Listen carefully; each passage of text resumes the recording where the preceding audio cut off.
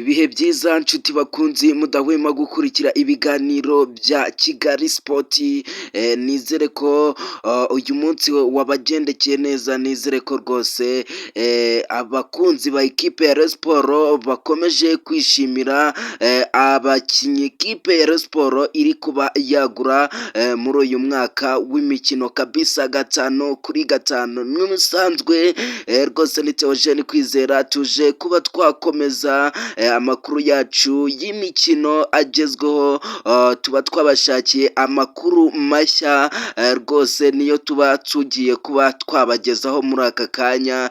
Rwose ndagira ngo ube wakanda subscribe niba ukunda ibiganiro bya Kigali Sport, kugira ngo uzajye ubona ibindi biganiro nk'ibi ngibi bigiye bigezweho 5-5. Reka tube twatangira ikiganiro cyacu nk'ibisanzwe.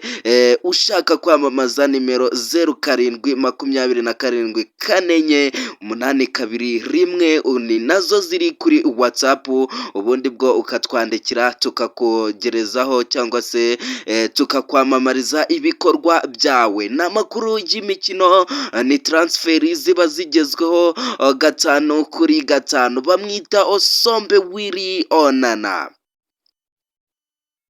Osombe Willy Onana, umukinnyi wahoze akinira ikipe ya Rayon Sport, akaba umukinnyi mwiza cyane muri shampiyona y'u Rwanda. Ndagira ngo mbe nababwira ko muri aka kanya ubu ngubu uyu musore Osombe Willy Onana ari gukekwaho mu ikipe ya Rayon Sport ko ashobora kuba yaza mu ikipe ya Rayon Sport, ari kuba yabyisabira dore ko muri iyi minsi agiye kuba yaza gukora imyitozo mu ikipe ya Rayon Sport.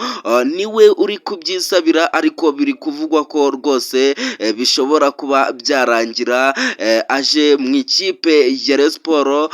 Ni amakuru yagiye atangazwa akanashyirwa hanze na ikipe ya Rayon Sport, avuga ko rwose ikipe ya Rayon Sport igomba kuba izakorana imyitozo n'uyu musore, dore ko ikipe ye hariya muri Nigeria rwose yamaze kuba itandukana n'uyu musore wa ikipe iyo kipe yo muri Nigeria yamaze kuba yatandukana rwose n'uyu musore Leandre Osombe Onana. Rwose uyu musore ndagira ngo mbe nababwira ko rwose ari kuvugwa mu ikipe ya Rayon Sport, bishoboka ko rwose ashobora kuba yanayisinyira 5-5. Ese wowe urabyumva ute kugaruka kwa Onana mu ikipe ya Rayon Sport?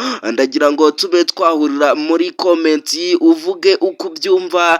Ese niba uyu mukinnyi rwose akwiye kuba yagaruka mu ikipe ya Rayon Sport akazajya afatanya n'umusore rwose ikipe ya Rayon Sport yamaze kuba yasinyisha Junior Kamini guturuka mu gihugu cya Cameroon. Ese uyu muvandimwe Onana azafasha iki ikipe ya Rayon Sport? Wowe urabyumva ute? Duhurire muri comment 5-5.